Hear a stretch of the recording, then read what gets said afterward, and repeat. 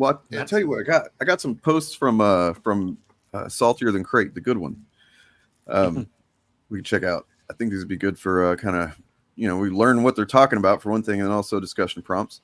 But like, man, can't believe this. I mean, I can believe it. I've seen it all at this point, but like, yeah. Let me share my screen real quick. So this just goes to show that Mauler fans, they know what they're doing. Like, they just don't learn, do they? So like, learn what? Oh, right, because she said something kind of similar to, what was said about the Acolyte, right? It's the gay. I also want to point out, for a community of people that want us to accept that all humor is valid, I guess it's not, because clearly these were jokes. If you watch the videos where they're on the purple carpet, it wasn't even the red carpet, it was like the purple carpet.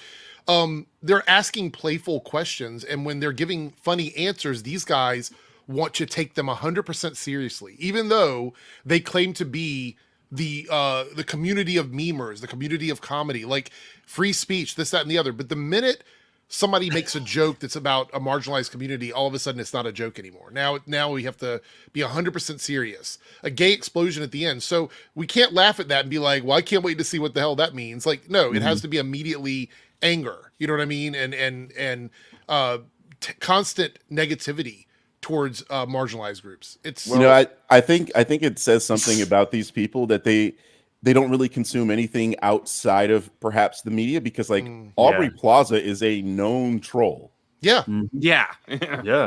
Like she's got deadpan humor. That's her whole shtick, is being like this. She says really deadpan humorous things, and that's what she does. I mean, she's almost even typecast as that at times. So I fully believe these people only think that comedy is comedy if there's slurs involved. Also, aren't they the ones saying that they don't want to watch this because it's not what they asked for, that other people want, this is made for other people? But then they get confused when these publicity events focus on the communities that these shows are made for. Right.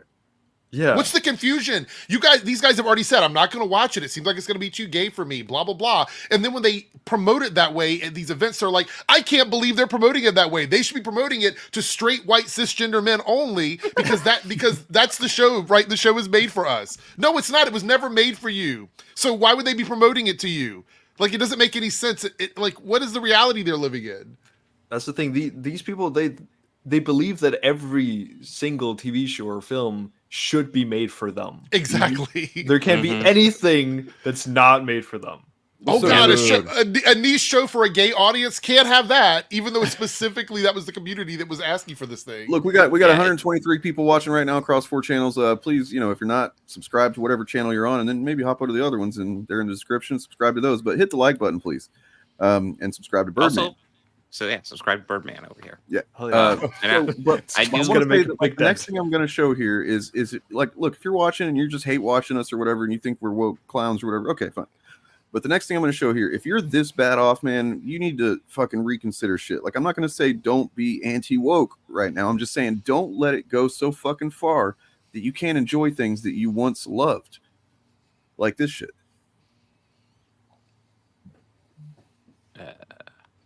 Let's see. Rewatching A New Hope nowadays makes me sad. They tell a full standalone story. Oh my God. Ahsoka makes it so that he can't enjoy A New Hope anymore. Because they have brain rotted these people, so now they're going back and retroactively watching stuff and seeing these horrible criticisms in previous media that they consumed, like things that they loved as kids. We talked about it, Dane. You've talked about like these grandfathered shows and movies, right? It's starting to get so bad now. They're going back and they are actually woking up like these things that they loved, because they cannot consume anything without thinking like the fucking critical drinker and Nerdrotic. Their brain has been melted. I think this particular post is a person, what's the word? Romanticizing A New Hope. Actually, I think that's what this particular post is. But I have seen what you're talking about. People, they'll look at a previous piece of media and go, oh, well, here's the stuff that they're complaining about. Now let me also complain about that stuff. Yeah. Well, yeah, that was just kind of doing the juxtaposition of what this was, because this is like the way we should be viewing modern media as well, but they're not doing that. And so the retroactive going back and like we've talked about, like obviously Alien and that was kind of the theme of your first video, Birdman, with the Ripley thing. Yeah. They grandfather in some of these things. Basically, if they consume the media before they became like politically radicalized or whatever, then they can kind of like justify it. How can they be sexist? They like Sarah Connor and Ripley. It's like, even that some of these things if they came out nowadays, like burns my soul. Yeah, like someone's like, I feel like if you go back and if A New Hope came out today, right, you'd see videos about someone complaining that Leia took the gun from Luke and shot the bad guys, and he just stood there and stared like an idiot. Like there'd be videos about that, and a lot of them. But it's Well, I've had them admitted to me though that we would do that. I've literally had people admit that to me. Jeez, that's crazy. I have not had that one. And that doesn't cause them to just stop and think, wait a second, am I kind of being fucking owned by some grifters right now? What's going on? Wait, am I the asshole? How is it to be like met with someone like that? Because you can't help a person who knows that and then still watches them. The Criminal Shakers subreddit is so ridiculous. Why is Predator being turned into a female franchise? Like if you're even thinking this way, you're way off base, man. Well, my question is, why is having a woman in something mean you're turning it into a female franchise? That doesn't make any sense at all. Well, maybe he's got a good reason here. Let's read what he says about Prey. If he didn't like Prey, maybe, but no. Oh, actually, he didn't watch it, so he just right. I mean, I think it's interesting. So the big kind of the twist of Predator was that Predator was kind of action horror movies where essentially you'd get men as the final girl. Now, there's a reason why it's called the final girl, though. So having actually a girl be the final girl doesn't seem like a fucking stretch to me. Also, Prey was great. No. Well, I think we've reached. But I mean, none of us watched it because it's not for us, right? Oh, right, it's not for us. Exactly. Yeah. I think it's an interesting way to look at this. Is when did we start to have this hard line of like gender when it comes to what kind of media we're watching? Because I know there's always been an idea that like, oh, blue's for boys, pink is for girls, like these random things that started out as sort of ways to control behavior. But when did it become a time where if a movie has a woman as the lead character, I'm not talking about a rom-com or something geared specifically towards women. I'm talking about just having a woman as a lead character in a movie. When did they start considering that to be a woman-only franchise? That's such a weird like path to follow from that, because if you think of it that way, there's a lot of movies. Like, would you argue, and we'll go back to Terminator or even Alien, would those franchises be considered women franchises because the lead characters in those movies are women? Yep, like, never watched them. I think when it was Ghostbusters 2016. That's when. Yeah, that's a big one. It always goes back to that movie. That's the thing. Like, they act like that movie changed the landscape of everything. It's like, that movie, as far as impacting movies, really didn't have an impact. It came and went. But the only impact that movie has is that you fuckers still talk about it all the time. Yeah. That's the biggest legacy. A fucking good movie, by the way. Prey was a really fucking good movie. So, Prey is my second favorite Predator movie, right behind the first one. Well, how about whenever they just can't read,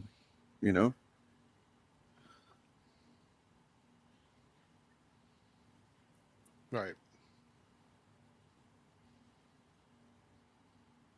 So, in that scene where Jeremy Griggs is his thumbnail said this too, and I feel like I don't know if he actually read it correctly or what, or if he's just counting on his audience to read it incorrectly. But the quote that he's got in his thumbnail anyway is, "It's not just for straight white men or whatever." And I feel like what a lot of these people are seeing is it's just not for straight white men.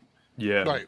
It's like those are two. I get what you're saying. Like they're looking at it as this property is not for straight white men. No, it's saying it's for everybody. Actually, that's what it's saying.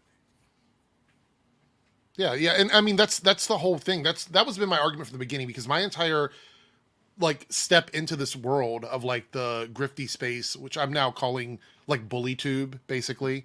So like in this space where all of these bullies are out here trying to like push people out of the fandom.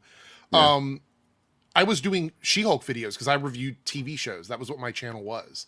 And I got a lot of people coming in from those channels harassing people in my comment section, specifically because of the stuff that like Nerdrotic, Heel versus Babyface, all these other people, what they were saying. And so I started to go, you know what? I've ignored this for a long time. I've seen other people tackling it. I didn't think that I was made for it, you know? And I finally had enough. Dane showed up and we started talking. Dane's content was the first content that I kind of saw of like pushing back against this stuff, like in a big way. And so we started talking. I was like, I need to jump in and say something, you know, because She-Hulk as a show is for anybody that wants to watch it. But just like every show, there is a target audience that they're trying to make the show for. And that's what people have to understand is not everything has to be made for everybody, but anything can be for anybody. And that's the issue, is that if you want to engage in media that is not about you, that's quite all right. There's a gay documentary. It's about the queer black community, Latino community in Harlem back in the 90s called Paris is Burning. It's an iconic, legendary queer film that documents not only that world, but the trials and tribulations of living in that environment in the 90s and HIV and AIDS and all of this. It's a documentary made specifically about that community, kind of targeting people for that community to come in and see things about themselves. However, anyone can watch that and anybody can engage in it, and you can learn things from that by tuning in and seeing something like that. Something like that, if that were to come out today, and I hate to use it as equivalent because it's not even close, but like the Bros. You guys remember Bros? It was like a like a rom-com gay men movie. I saw that. So that movie came out because it was woke, right? Right, exactly. So that movie came out. It was, again, made by queer people, primarily for a queer audience, and it was never intended to be for the mass appeal. It wasn't going to be like $1 billion film. It was never going to be that. There's other issues with why that movie didn't do well. But the point is that movies can come out and be for specific target audiences. And what these guys don't understand, like with movies and TV shows, is just because it is not a reflection of you and you need to feel represented in the media that you're watching, something they say isn't important, doesn't mean that something shouldn't exist or shouldn't be made. And that has ultimately been my biggest criticism about this whole community with these bullies and these gatekeepers, is that when I grew up reading comic books and engaging in cartoons and things like that, we were ostracized. We were considered like a minority. When I went to school, it was like, you're the geeky kid. You read comic books. You're introverted. Nobody wants to talk to you. Yep. And then we grow up and we find these like communities, these conventions, these places where we're all accepted. And now we've gone full circle where we have these fucking high school bullies in our community that wants to kick everybody out of the locker room. You know what I mean? Like they want to be these assholes. And it's hard to believe we've come to a place where that is just acceptable. It's such a weird thing to me. Mm-hmm. Yeah. I mean, my thing is, man, I like you, DJ, or I'm sorry, Eric. I grew up, kind of a weirdo. I didn't know it then, but I was on the autism spectrum, so I wasn't like socially, super great at stuff. But like, comic books, movies, and stuff, I was into it completely. And I would try and get like a friend at school to read a comic book that I thought was really cool. And a lot of times people are just like, I don't want to read that shit. It's for nerds or whatever. And it's like, man, I just wish people could see how cool this stuff is. Right? They don't even want to give a chance. And now here we are, fast forward to when it's like everybody sees how cool it is. Generally, you got the MCU and shit. It's like the biggest thing in the world, and that's fucking great. And I'm ecstatic that there's so many people that now see the stuff in these characters and whatnot that I've always seen it and whatnot.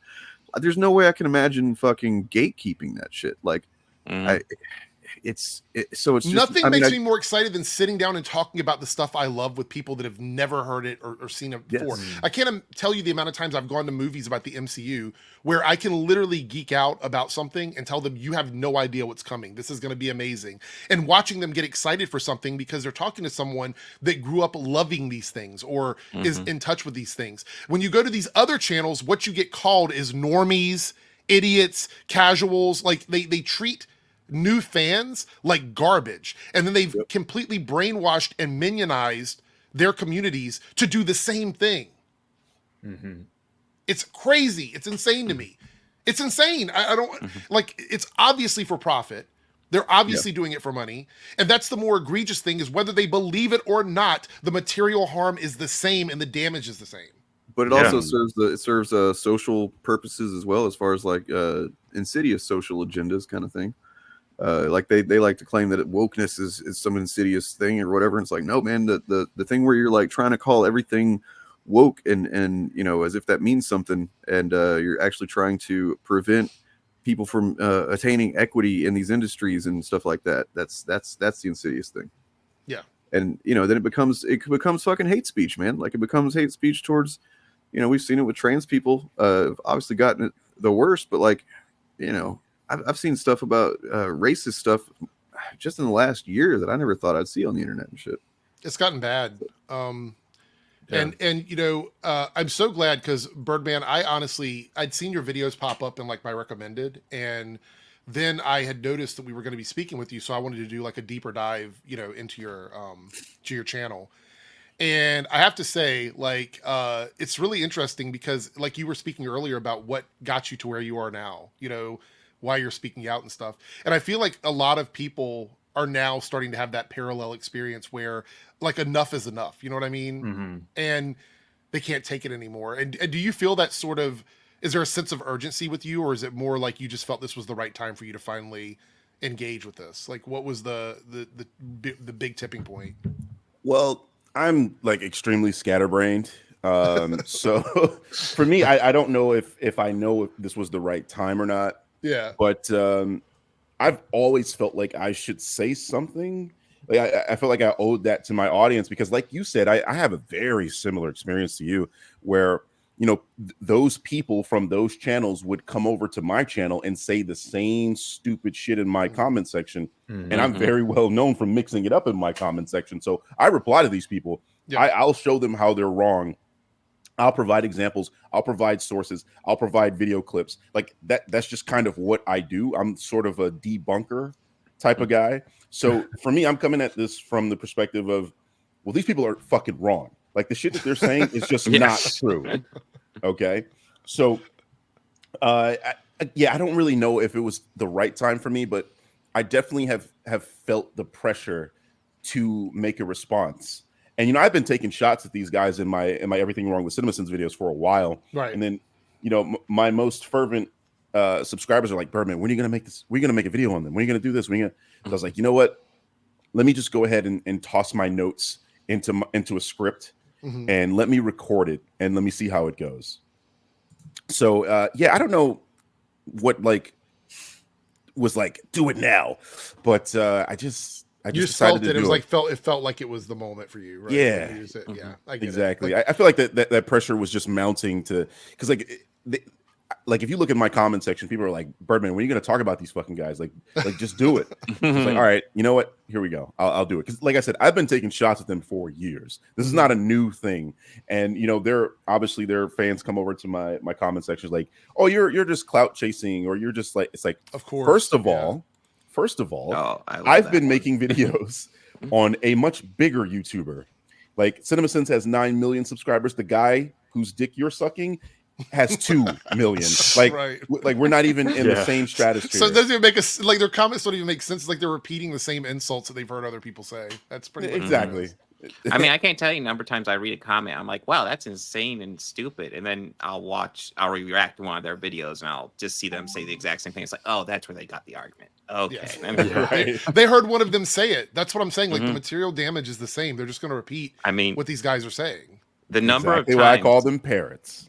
Yeah, the number of times these commenters will be like, he can't be big, dude. How do you explain that Arcane review? Then if you actually watch that Arcane review, it's one of his better reviews.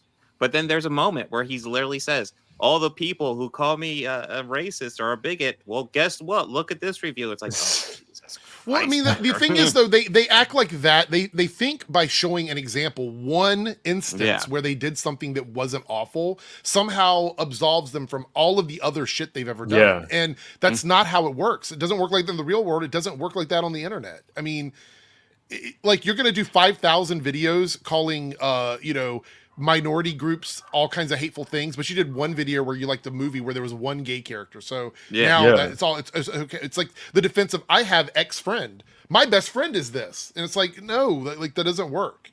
And you know, I think this is exactly why Aldo Rain decided to carve the swastika in the Nazis' forehead, so they can't hide. Yeah. Absolutely. Yep. I mean, I just had a comment a second ago popped up on my phone here where somebody was saying, "Oh, you're mad at them, but they're criticizing bad writing and blah blah blah." And I'm like, you don't even know what that means. You don't even know what bad writing. Are you talking about the script, the screenplay, the dialogue? Which part of the writing are you talking about? Like, it's such a nebulous, dumb thing. It's bad writing. What the fuck? I swear, you and I are like the same human. We have to be. I say the same exact thing. Like, these people don't have no idea what good writing is, let alone bad writing. No, like, I always challenge them on this. I'm like, okay, so explain the good writing, explain the bad writing. Go ahead and do it, and they disappear. Yeah, you they say bad writing, and you're like, okay, what elements of it did you not like? And then they never have an answer. It's like, you can't just say bad writing. You have to expand on that. That's not a critique by itself. That's all these thought terminating terms and phrases like they sacrificing story for wokeness or for agenda or whatever. It's like, what the fuck does that mean, man? How are you weighing this stuff?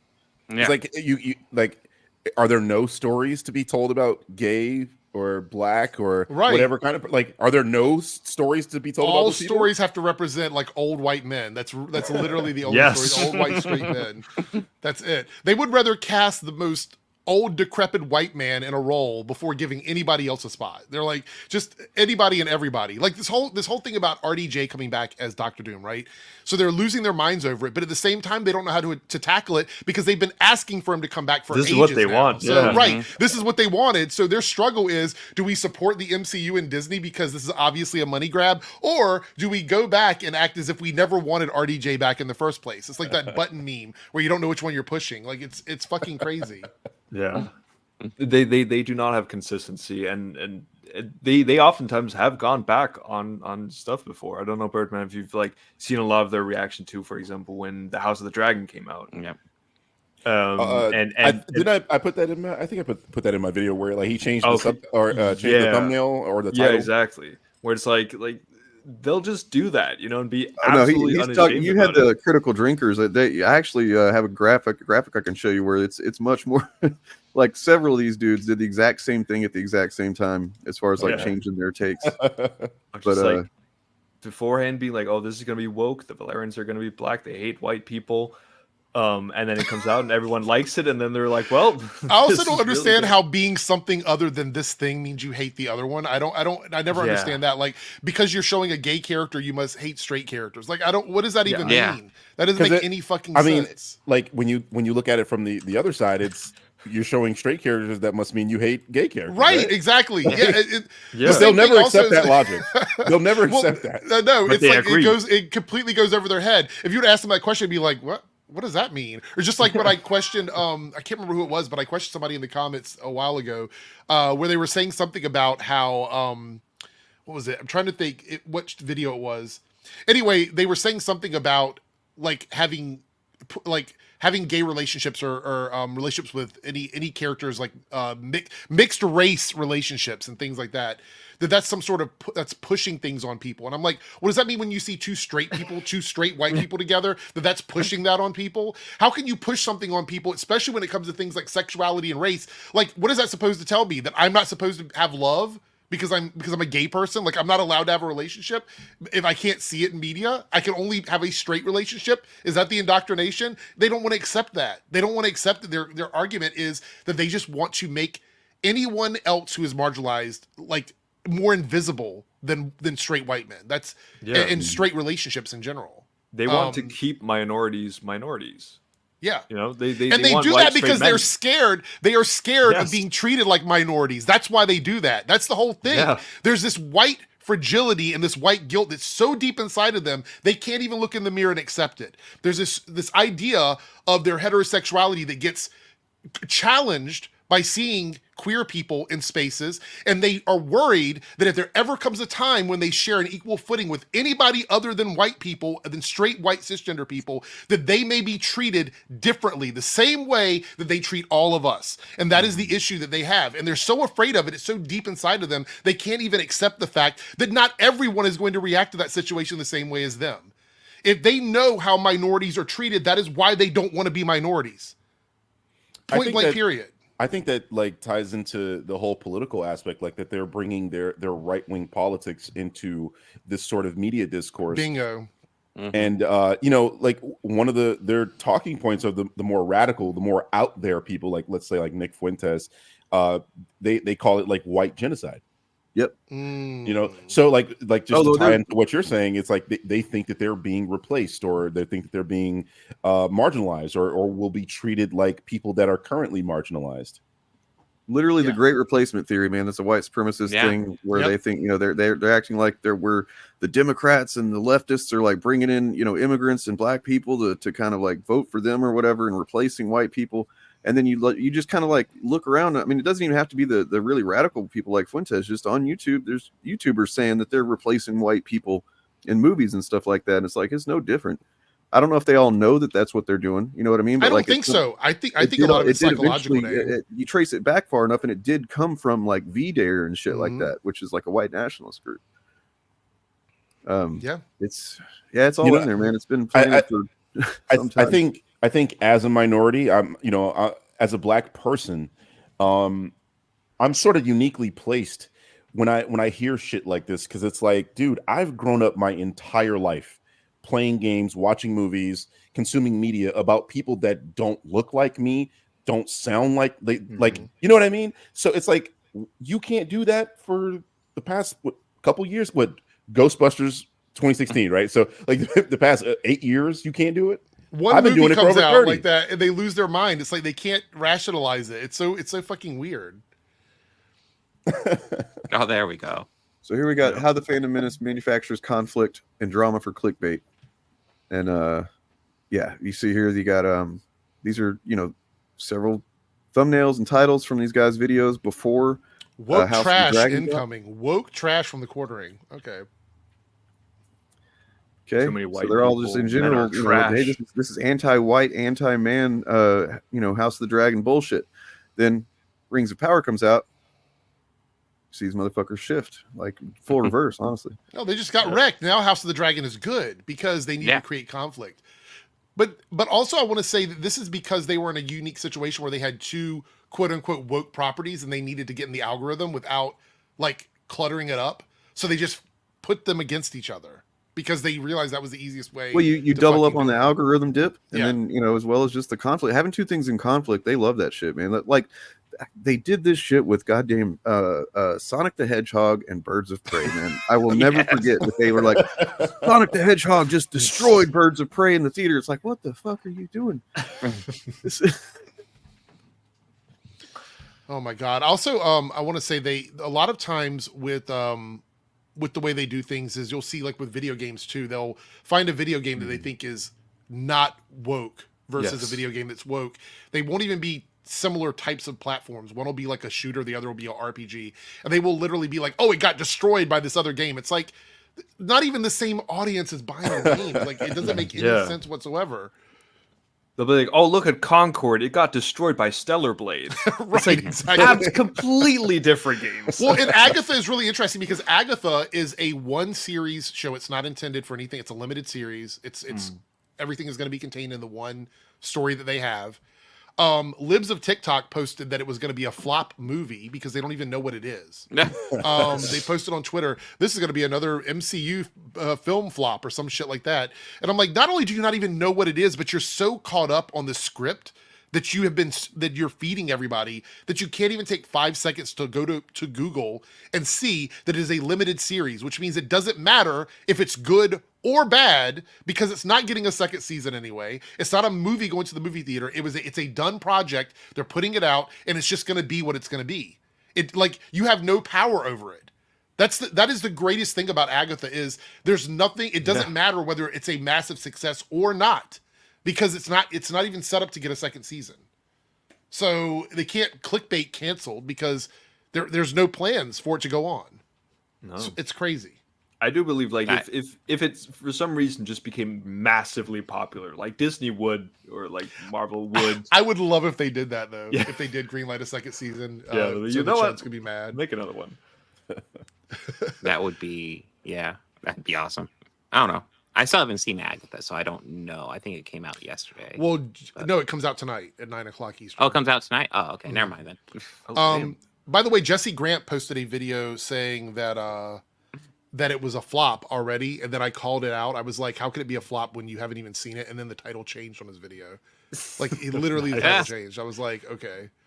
Jesse Grant is shameless, dude. He is fucking shameless. Well, he used a fake tweet in it too, with Critical Drinker. Of course. Yeah. Well, I mean, Jesse Grant goes through a lot of knee pads with Critical Drinker, so yeah. I mean, it's also like when nothing happens after having just lied like that, you know, you can see how they can just keep going. You know, there's no consequences to what he just did there. He could just change his video and then just act like nothing happened, you know, and his audience won't have any standards. Becoming the go-to hand-waving criticism that people online throw at movies and shows is nothing back. So these are posts supremely annoying. This is our friend shared these with me to convince me to get onto Threads finally. And I was like, all right, I might do it now if this is the kind of shit that's on there. People claim they want George Lucas' vision for Star Wars, except when it comes to the special editions prequels that is empathy for the expanded universe. They seem to forget the whole reason why he fucking sold Lucasfilm to begin with. I mean, they always just forget that. There's this nostalgia for the prequel series, which, by the way, if you go back, there was a remake. Do you remember that song, Gautier, Somebody That I Used to Know? You remember that song when it came out? Well, there was that parody song called The Star Wars That I Used to Know. And it's basically them making fun of the prequels because everybody hated them. And this is around like 2011. And now all of a sudden, since the sequels came out, now people are retroactively pretending like everyone loved the prequels. And that was never the fucking case. No. Yeah, they use that thing. They use that to criticize the sequel trilogy. I've noticed that myself. Yeah. And I'm like, I'm thinking like, well, once a new trilogy of Star Wars movie comes out, like, what will anything change? Will they start thinking like, oh, The Last Jedi was amazing. This was real Star Wars. Jesus. I said in my video, like this whole idea that I think it will. Oh, sorry, Bob. Yeah, I was gonna say I think it will because that's how the cycle works. It is, but I said in my video that like this whole idea, this bombshell hit piece about Inside Out 2 and Buzz Lightyear that they were talking about this last week, have them thinking that Disney is all of a sudden getting rid of DEI and checkboxes and all of this and stuff. So in Jeremy's video, he complained about that, but then he also complained that they were promoting Agatha as a queer product. And I'm like, so wait. So you're saying that this Lightyear Inside Out proves that Disney moving away from queer representation is good for them, which came out months ago. But now you're mad that Disney is promoting Agatha or advertising Agatha as a queer series. So they can't even keep their story straight, and the people that watch them don't even pay attention to this kind of stuff. They suffer from an extreme form of cognitive dissonance. Like they'll hold one position. Brain. Yeah, it's insane, dude. I've seen this like across every single one of these guys. They'll hold one position, and then like when you point out to them that they're a hypocrite on the other thing, it's like they just don't get it, or their fans just don't care. That's the thing that bothers me the most. It's like I think what Turf was saying is like they could just continue doing the shit and just get away with it. Yeah, and I've never understood that. Like you know, when I make videos on CinemaSins, I show where they like they manipulate footage or like they're being a hypocrite about one thing or another, and I will have their fans change their minds. But with these guys, no, you're just a hater. You're a clout chaser. Because it's all emotions, man. It's all emotional based points that like they just like are so rooted in these deep, you know, fucking feelings that they're convinced are facts, man.